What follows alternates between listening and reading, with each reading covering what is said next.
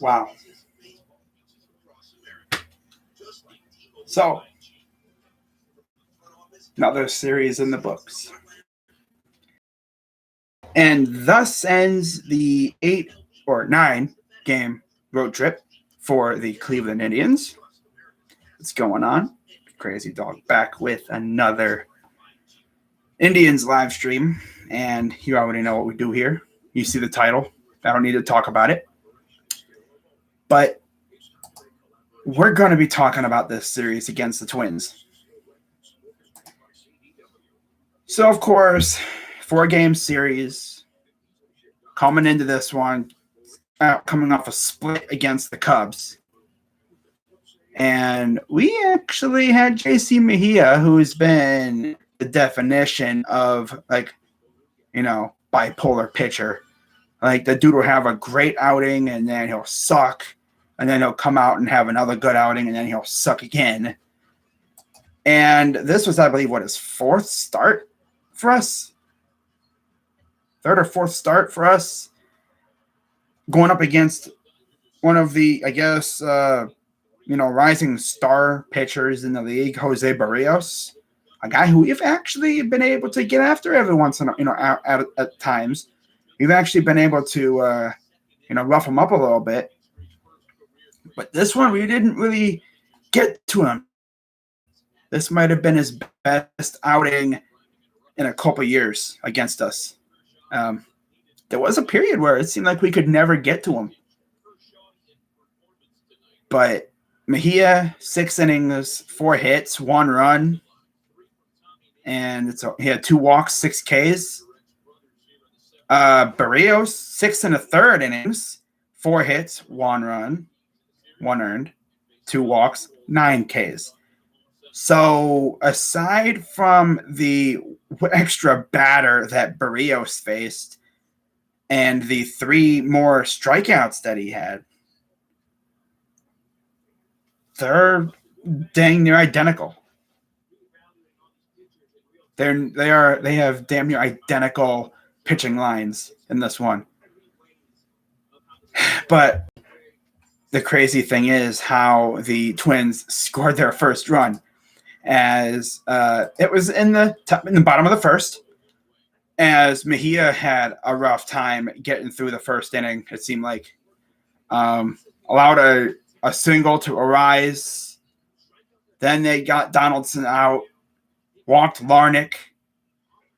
Cruz popped out on the infield fly rule. And then a balk. And then a wild pitch. So this dude just had a very rough sequence right there. A balk. And then a wild pitch. Scores a run. And then he got Kepler striking out, so only gave up 1 run. Not bad. Not bad at all. And it didn't really hurt because, once again, in typical Indians fashion, they come right out the next inning, half inning, and they score. They tie it up. Hedges, who actually showed that he is actually not bad. Post-concussion, Austin Hedges is actually a clutch hitter now, which, keep it up. He singled on a line drive to tie the game on a broken bat. Love it. Love it. Rest in peace to the bat. But, hey, I'm sure he has plenty more bats where that came from. But then, it would be 1-1 for the next, several innings through the 3rd, 4th, 5th, 6th, and 7th. And then the Indians would add 3 runs in the 8th, courtesy of former Bomba Squad member Eddie Rosario with a 2-run single. Now, this, of course, came a few innings after he made a hilarious and embarrassing gaffe where he stole second. And then, for some reason, instead of looking to the outfield, watching the ball, and he got caught looking at the dugout or something. I don't know what he was looking at, but he was looking towards the infield and stuff, over here. And they snuck in there and they tagged him out before he wasn't even strutting. He was walking. He didn't expect them to throw him out. Bro, you're off the base. Dude, get on the base. Now, of course, he would make up for it by 2-run single, 3-1, and then Bobby Bradley grounded out, scoring a run. Nice. We win 4-1. Blake Parker got the win, 1-0. Alcala took the loss. He's 1-2. Karinchak took the save. That's his 9th. So, yeah, we win the first game of the series. We're feeling good. I mean, you look at, like, how the batters did. I mean, Harold Ramirez had 2 hits. And Hedges, had 2 hits. And, yeah, we got the first win of the series. That's always nice. And then we had the game 2, and this was definitely insane. This was probably one of the craziest games of the year for the Indians in terms of, like, how back and forth it was. Like, we start off with another 3 spot in the first, thanks to Ahmed going yard. And then Bobby Bradley would hit a dinger to center field with Eddie on base. So that's 3 runs, courtesy of 2 dingers. How about that, right? And then bottom of the first, Donaldson sac fly, puts them on the board, 3-1. Then bottom of the third, Arise with another triple. Seems like every game he had a triple. God. First 2 games, I think he had a triple going on. And, yeah, he literally tripled in the first inning. And then that resulted in the sac fly. But, yeah. So he tripled, I think, his first 2 times up. And, like, dude. I was like, bro, stop it. And the worst part was this. This was done because Harold Ramirez, when he was going to get the ball, he slid, like, on the seat of his pants, trying to, like, he, like, tried to snag it like that, and it just bounced right over him. And that resulted in the triple. And then, of course, they would score a couple runs after that, courtesy of a Arias triple scoring a run. And then Donaldson was singled in a run. And then to cap it all off, Kurloff would hit a 2-run shot to give them a 5-3 lead. So just like that, we're down by 2. And it's like, okay. Defense screws over our pitchers yet again. If it's not Cesar doing something dumb, it's him. And by the way, Cesar did do something kind of ill-advised in this game too. As I believe he just straight up could not field a seemingly routine grounder to right field. Like, it just straight up ran right past him. It's like, my God, these guys need to learn how to field. Lindor leaves, and all of a sudden our infield turns to garbage, mostly. Guys are committing errors left and right. I mean, did Lindor really mask this freaking infield when it came to errors? Like, bro, what the heck?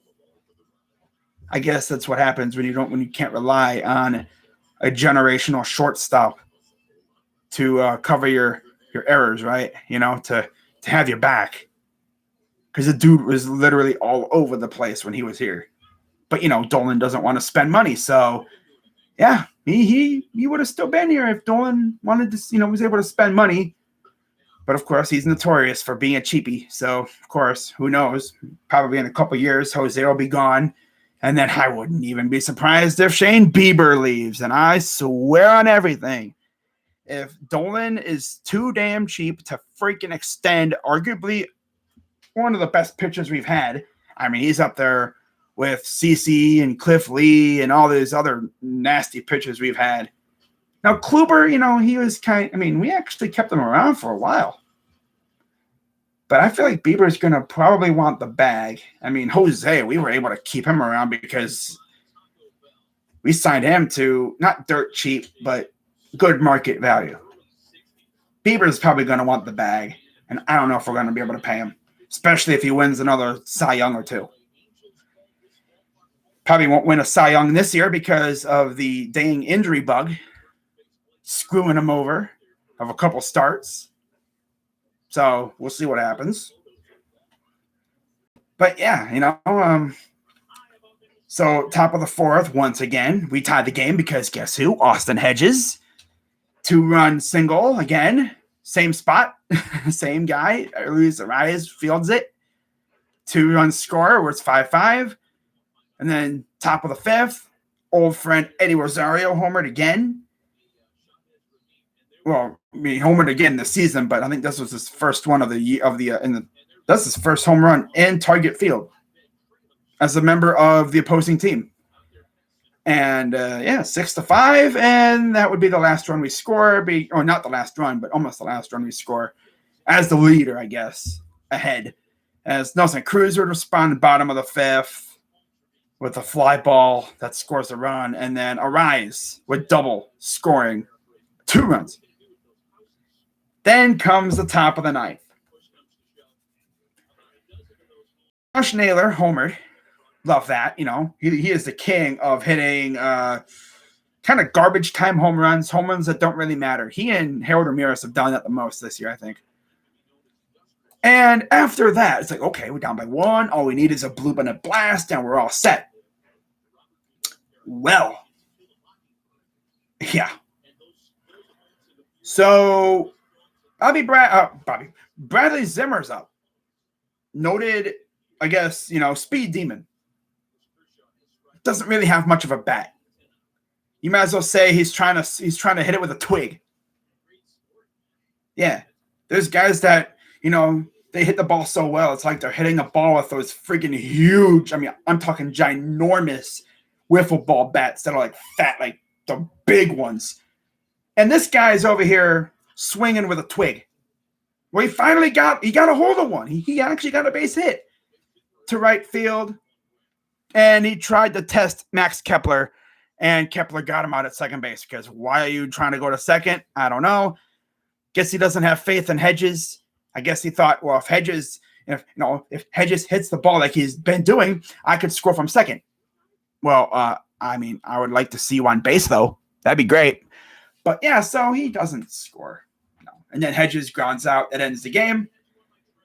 And that sucks because Cal Quantrill actually had a pretty good start. 4 1/3 innings, 6 hits. Yeah, it's actually not that good. 6 hits, 6 runs, 1 walk, 2 Ks, 1 homer. Actually, that's not good at all. Colome, whatever he had. It sounds like Colome. They have Colume and Colome. Tough. 1 2/3 innings, 2 hits, 3 runs, 1 earned, 2 strikeouts, 2 homers. That was a bullpen game. But, yeah, offense picked them up, and our defense just let us down.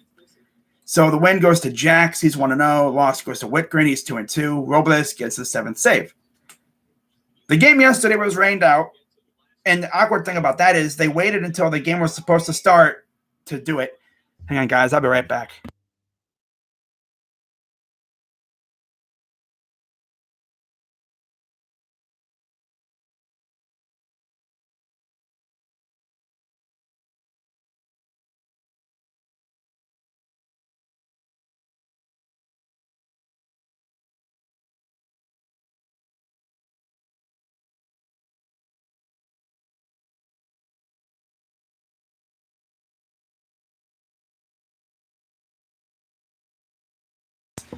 Look at these gorgeous things right here, man. Look at the pizza rolls. Love them. I'm going to finish this up so I can dive into these things and freaking devour them. But anyways, so let them cool down because everyone knows, hey, you got to let those things cool down a little bit before you eat them because they literally got, magma inside of them. So I'll let them cool down. That's cool. But, yeah, again, defense let us down. We didn't commit any errors, but still, you got to make plays. Cesar and Harold Ramirez cost us in this game. You cannot give this kind of lineup, despite the fact they're not playing that well, extra outs. They have some really good hitters. Of course, they're missing Buxton. They've also had some guys struggling.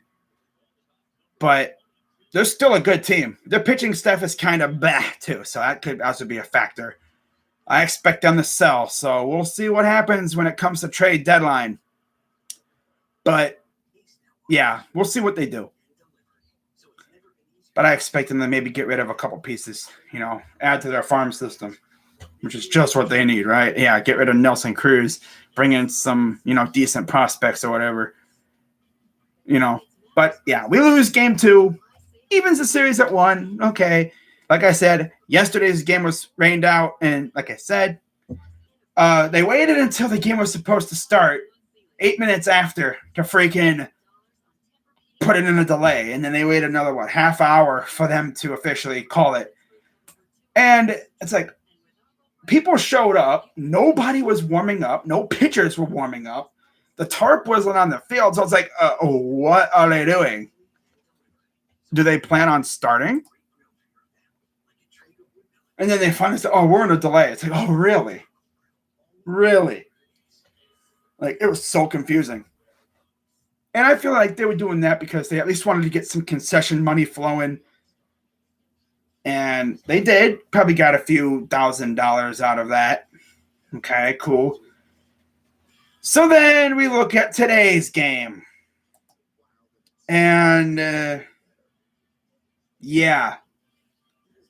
Nothing really fun about this game at all. We were down 3-0 after the first 2 innings, courtesy of a Larnach single and then an Andrelton Simmons home run. Sam Hedges was on the mound for us, going up against Jay Happ, and apparently Jay Happ owns us, apparently, as he owned us when we faced him last time when we were on YouTube TV. So, or we were on YouTube, now he owns us now. Okay, then. Interesting. Kind of like used to seemingly own us. It's always these old men that own us. It's weird, when it comes to Twins pitchers. So Hedges went 3 1/3, 6 hits, 6 runs, 6 earned. Oh my God, that's the devil's number. Oh no, that's cursed. Not to mention, he had his family at the game, so I'm sure that didn't really feel well with him.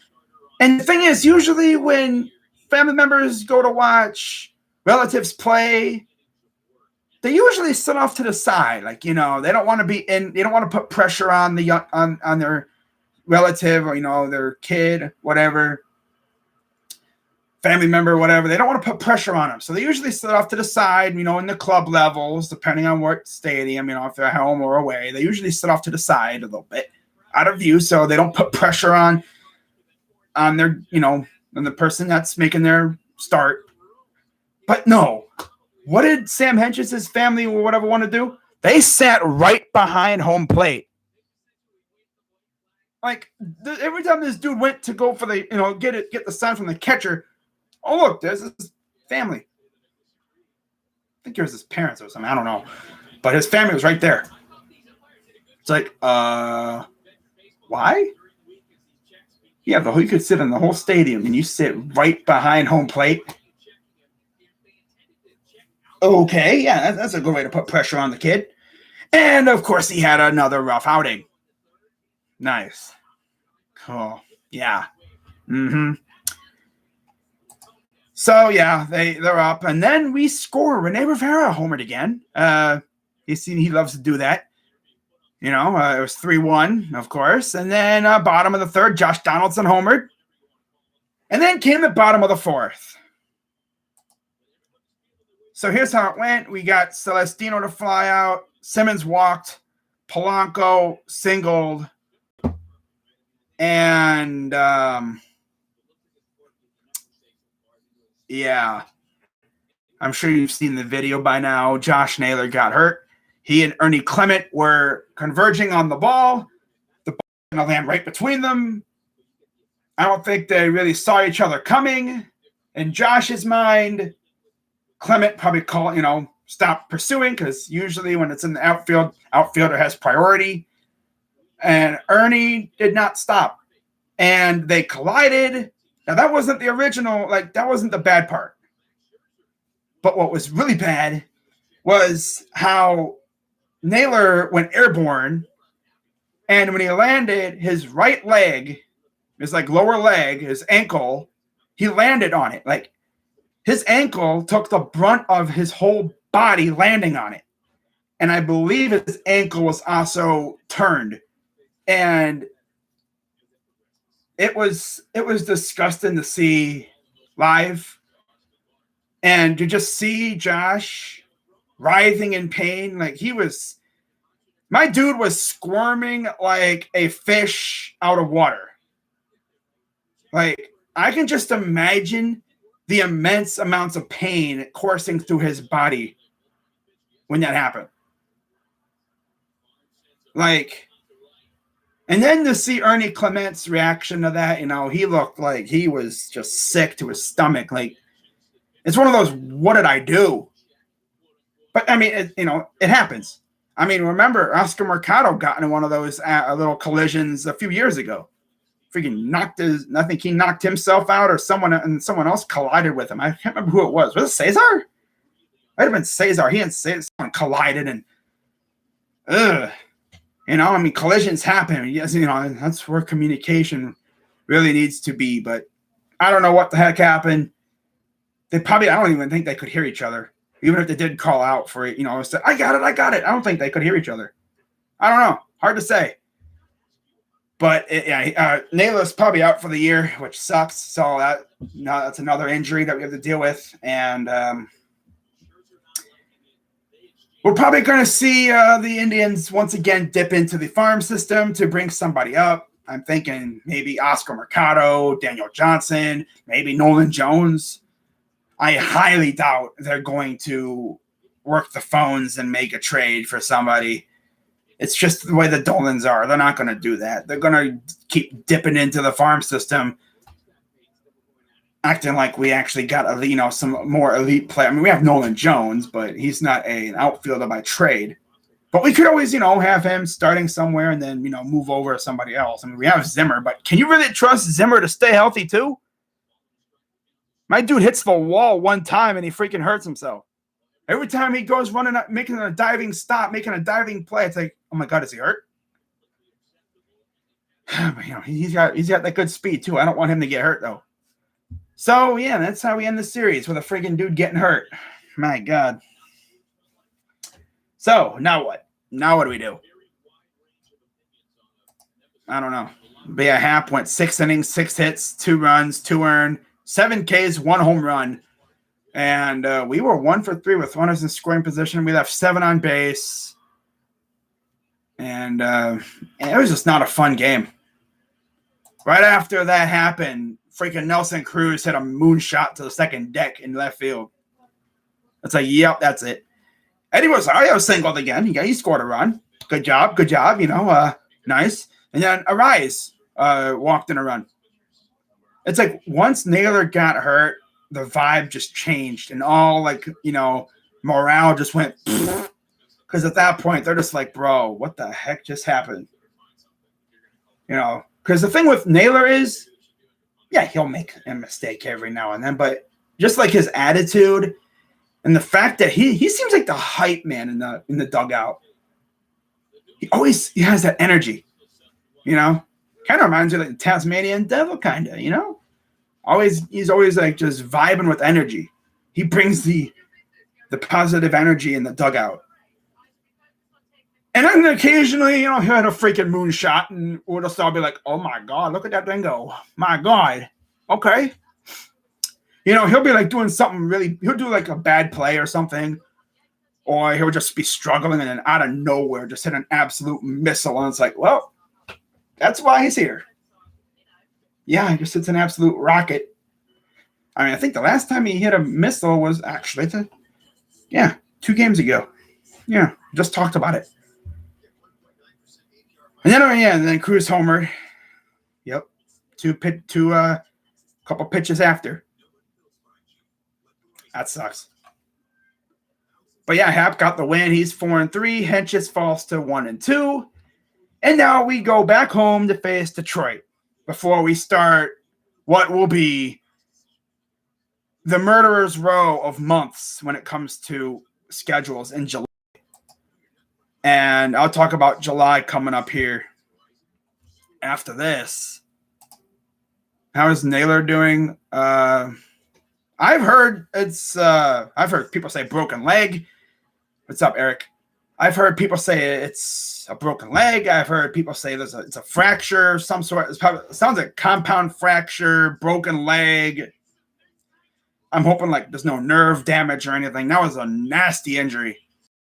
It was this. If you watched it live, made you want to just vomit. Made me sick to my stomach. But yeah, tomorrow we start a series at home against Detroit. Detroit actually, what did they like take 2 of 3 against the freaking Astros? Wow. So tomorrow will be Matt Manning, one of the Tigers' top prospects, facing Eli Morgan, who was supposed to start. Was originally like supposed to start today, but they pushed him back to tomorrow. They were actually supposed to start Logan Allen today, but because of their weather delay, they moved Hedges to today. And it's like, bro, we probably would have gotten the same thing out of Logan Allen. Logan Allen has not been good. That's why I kind of want us to trade for a pitcher, man. Like, we can't keep dipping into the pen because what do we do if these guys start getting hurt? Not to mention, they're not really giving us, decent. I mean, they're giving us maybe 5 innings at best. But God, like, you can't trust Mijia and Quantrill.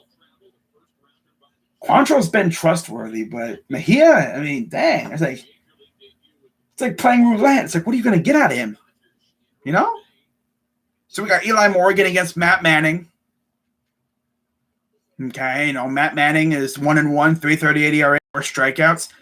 Morgan's 0-2, 10.32 ERA, 15 Ks. Of course, most of that was because he played in a monsoon against Toronto / Tampa / Buffalo or Dunedin, whatever, playing against the Blue Jays in a monsoon. That's what really hurt him. Dude could not pitch at all because of the freaking weather. But he didn't look bad in his last start. Did not look bad at all. It's just you're going up against, the Cubs and Hendricks and, yeah, of course. So I want to see what he does against AAA lineup in Detroit, mostly. So we'll see what happens. I think he'll do just fine, hopefully. Then you look on the 29th, and we're facing off against Jose Urena and JC Mejia's on the mound. Okay. 2-8, Urena, 6 ERA, 42 strikeouts. Mijia, 1-2, 4.94 ERA, and 22 strikeouts. And they've only had 2 players actually face Mijia, Haas and Nomar Mazara. They're each 0-1. And against Urena, Cesar's had 3 home runs against him and 39 at-bats, mainly because of his days with Philly. And then Naylor, 6 at-bats, 1 homer, 2 RBIs. And now he's going to be going on the injured list, and he's probably going to be out for at least a year. Just like Tyler Naquin. I think you can compare it to what happened to Tyler Naquin. Although Naquin slammed his knee into the wall in Tampa. I think that's what happened to him. This guy straight up landed on his freaking ankle and leg and just tore that. Probably he had it all turned all different ways. Ugh. Man, it was bent in ways that it should not be bent. Not at all. Not even the most flexible person could survive that. Ugh. But yeah, hopefully we can, Urena, not very good, but he did look great against us the one time he faced us. And then on the 30th,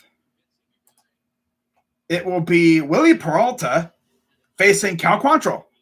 Willy's 0-1 with a 5 ERA, 3 Ks. Cal Quantrill is 0-2, 3 ERA, and a 36 Ks. So overall, he's not bad. He's actually been good. It's just against Pittsburgh, the bullpen let him down. And against Minnesota, defense let him down. It's ridiculous, man. His luck is just not there. And then, of course, that will do it for June. And if you're wondering what do we got ahead of us heading into the All-Star break, because I believe we have, 2 weeks until the All-Star break. This is what we got coming up for us, guys. On the menu for July. And, June was very, very soft. In fact, let me see how we would end June here.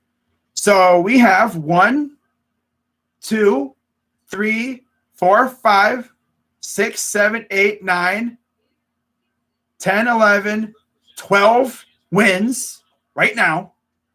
12 wins and 1, 2, 3, 4, 5, 6, 7, 8, 9. So we're 12-9 heading into the final series. So we're guaranteed a 500 record in June, which is good considering the fact that no Bieber. We lost Bieber a while back, a few weeks ago. We haven't had Plazak in about a month. We lost Savali last week against the Cubs when we were winning for nothing. McKenzie was meh. And Logan Allen never really had a chance up here. We haven't really had a consistent rotation. Like, we're 12-9 with a rotation that is a AAA rotation. We essentially got the Columbus Clippers rotation right now. Mijia, Quantrill, Hedges, Eli Morgan, and we'll see what they do with the fifth starter. I'm going to guess it'll be Logan Allen. Yay. And I know a lot of people are like, crazy dog, couldn't they trade for a starter? I want them to.